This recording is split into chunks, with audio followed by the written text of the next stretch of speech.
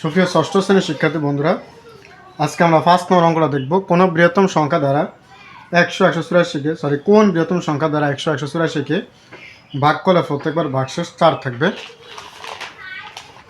তো যেহেতু বৃহত্তম সংখ্যা মাথায় রাখতে হবে, বৃহত্তম সংখ্যা চাইলে আমাদের করতে হবে গসাগু।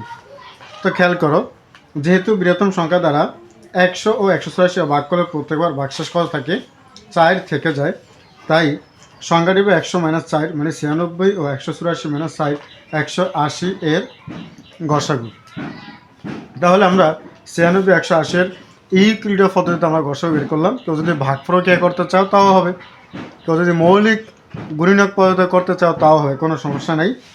তো 2 দিয়ে 96 কে 48 বার, 180-এর মধ্যে যায় 90 বার, আবার 2 দিয়ে 48 মধ্যে 24 বার, 90-এর মধ্যে যায় 45 বার, এবার 3 দিয়ে যায় 3 দিয়ে 24 মধ্যে 8 বার, আর 45 মধ্যে 15 বার। মাথায় রাখতে হবে ইউক্লিডীয় পদ্ধতিতে গসাগু নির্ণয়ের সময় আমাদের এই সাইডে যে সংখ্যাগুলো থেকে যাবে সেইগুলোই হবে আমার নির্ণয় গসাগু। এইগুলো এখানকার সংখ্যাগুলোর গুণফলই হবে নির্ণয় গসাগু। তাই গসাগু 2 × 2 × 3 = 3 × 4 = 12। আশা করি বুঝতে পেরেছ। তো আরেকটা কথা হলো কি, যে বৃহত্তম সংখ্যা যদি হয় তাহলে অবশ্যই আমাদেরকে গসাগু নির্ণয় করতে হবে। ধন্যবাদ।